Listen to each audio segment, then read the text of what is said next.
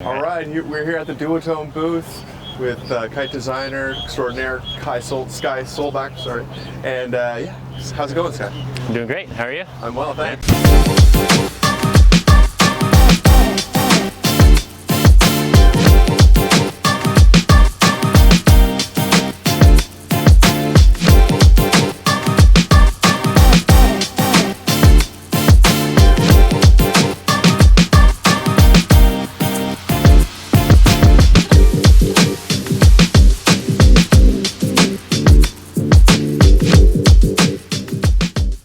So a new Neo, or two new Neos. Two new Neos, yeah. Yeah. So these are our 2023 models. We're looking at the SLS and the Dlab for 2023. And these are kites that we put a lot of work into over the last season, so can kind of take you through some of the changes that we've made.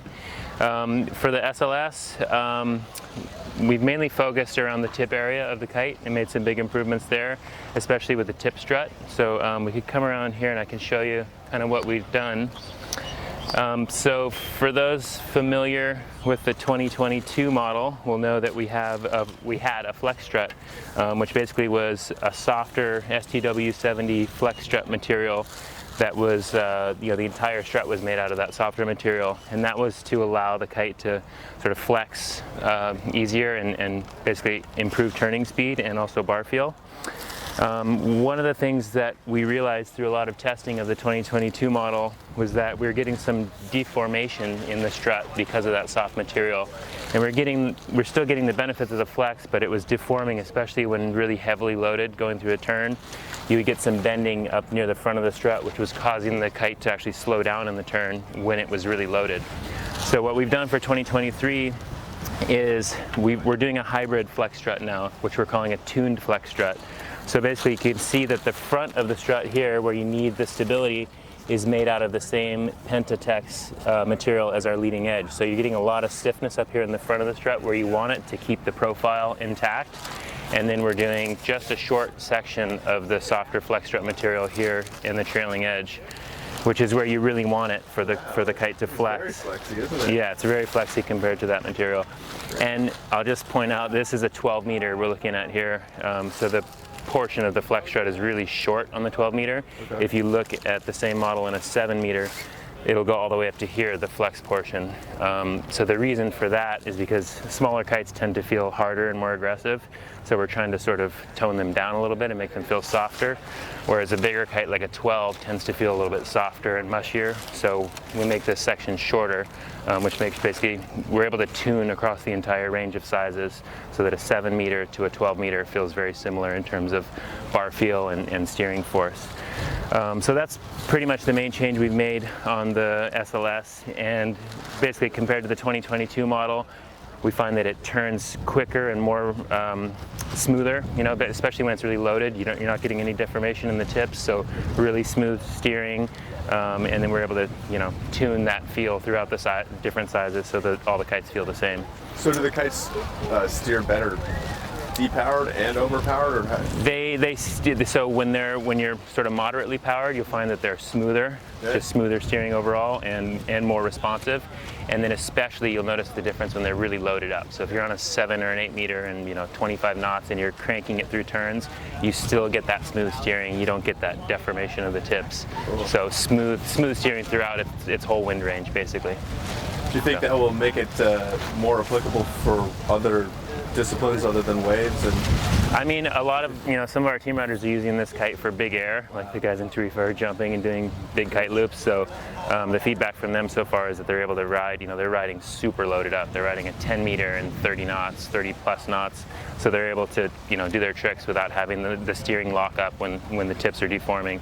So they're finding it really helpful. And then I think for the average rider, you'll just find that the kite feels smoother across the whole range. So, just smoother and in a whole wide range of conditions. I guess for the consumers that don't know, maybe what the difference between the three the SLS versus the standard, and then Yeah, so we have 3 different constructions for the Neo. So we have the original construction, that's the Dacron, sort of our classic construction that we've done for many years. Right. Of course, it's a newer kite, but yeah, just the classic construction. So that's kind of the most affordable model. And then the SLS, which is the one we just went through, that's made with our Pentatex material. So that's just an upgrade in terms of the reactivity of the kite. The material is more snappy, has quicker response, so it's just a little bit livelier, more high performance. So the SLS really is kind of the all-rounder of the range. It's the best price to performance ratio. And then the next step up from that is our Dlab construction. So this is a brand new kite that we're launching for 2023. It's the first year that we have the Neo in the Dlab construction. And basically, a lot of the things I just talked about performance-wise on the SLS were incorporated into the Dlab with the flex struts and all the tuning we did around the tips.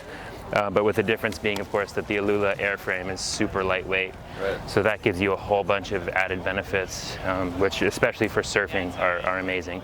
So, I think the biggest difference that people will notice right away if they fly this Alula version, especially in the big sizes like a 12, you can properly ride waves on a 12. Whereas before, with a little bit heavier kite, you're constantly having to sort of loop your kite and keep tension in your lines, and you can't quite ride a wave on a 12 in the same way you can ride on an 8 with a traditional kite. Yeah, if it was 12 meter, I wouldn't think. Yeah, you don't riding is really. even an option. It's kind of like it's not quite the same thing.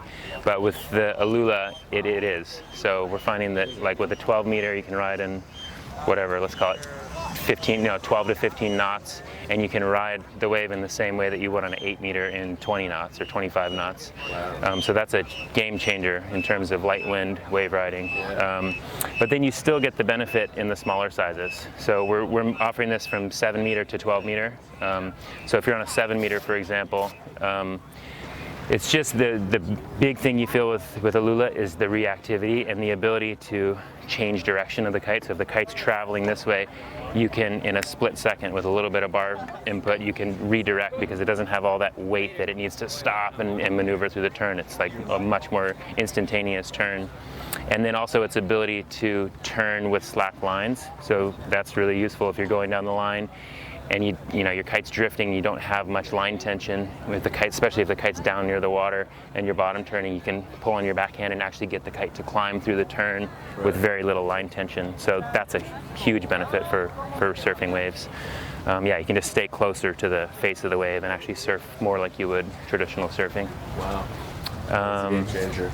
Yeah, one big difference between this and the Pentatex, we're not just changing material and calling it a new kite. We really have to develop each kite individually when we change the materials. Oh, wow. Because of the different flex properties and stuff of the kite. It just doesn't always translate. If you just change the leading edge material, you kind of have to redesign the kite. So what we found with the Alula, because it's such a stiffer material than the Penta, especially the torsional flex is much stiffer than the Penta, we had to change the bridle. So I'm not sure if you can see it here, but we basically, that upper bridle connection, we narrowed it quite a bit. If you compare it to the SLS, that bridle V is spread out quite a bit more. And the reason we did that was basically to allow the leading edge to torsionally flex, because we were finding with the SLS bridle it was just too rigid and the kite wasn't steering. So we did a lot of tuning on the bridle and freed up the steering. And I think it's a really magic kite, and I think anyone who's gotten to try it, the feedback's been amazing. But it's cool to see these new materials really driving the envelope, or pushing the envelope to new levels. Yeah. And that's hats off to Duotone for having a Dlab. Yeah, keeping it going. It's amazing. Yeah, it's really exciting times for us, just experimenting with all these different materials and seeing what benefits they add to the different ranges. What it does if you put it in a light wind kite like the Juice, or a kite that people ride in the waves like the Neo. It has its benefits in different areas. So mixing and matching materials and finding all the benefits has been really exciting for us. So we're going to definitely continue to push forward on that front, and I think that's kind of the next frontier of design for us, is just to keep pushing with innovative materials and keep pushing. Cool. So. I know there will be a lot of frothy Neo riders waiting for the Dlab to hit them. Yeah, it seems like here for sure. Like yesterday when we had wind, it was the kite that everyone wanted to try. So Nice. yeah, we're excited. Cool. I know you have a new bar. Can you take us through that? Yeah, we can check out the new bar. Here we're at the Duotone booth with Sky Solbach showing us their new bar. All right. So yeah, this is a brand new bar for 2023. It's got some new features that we're pretty stoked about. The first one that I think people are most excited about is our new Ironheart. So basically, it's very similar to the old Ironheart, a little bit more compact, but with the very cool feature that you don't need two hands to reassemble your chicken loop once you release. You can just pop that in there, push, and you have a little green indicator there that tells you that it's pushed all the way in. So you know that you are locked and loaded and ready to go. So that's a very cool feature, especially if you're trading kites on the beach with someone who might have a rope on or something like that. It's very easy to pop this open and then just push it together with one hand. Super simple, click of a button. Couple other features. This is new. You can take off the floater, and so you're able to check your leader lines. So you can make sure that you don't have any frays in your leader lines and make sure that everything is all intact. You don't have to take the whole bar apart in order to check that your leader lines are doing good. One other feature is our new V distributor. It's very similar to the old V distributor, except that it has a split in it. So you're actually able to, you don't have to walk your lines all the way through if you want to do a low V. So it comes set with a high V, and then if you want to have a low V, it's very simple to take it off, slide it all the way down. You can do a low V. You can do, adjust your V height to any height that you want. Yeah, new color. We've got yellow and black now, a little bit different. The Click Bar for 2023 comes in the medium and large sizes, and then the new Truss Bar is just coming in the small to medium size. So that's different for 2023. Yeah, that's pretty much the changes for the 2023 bar. Really simple, really clean, and yeah, we're really stoked about that new quick release system. It's amazing that this works so well. Did you use this one typically, or do you?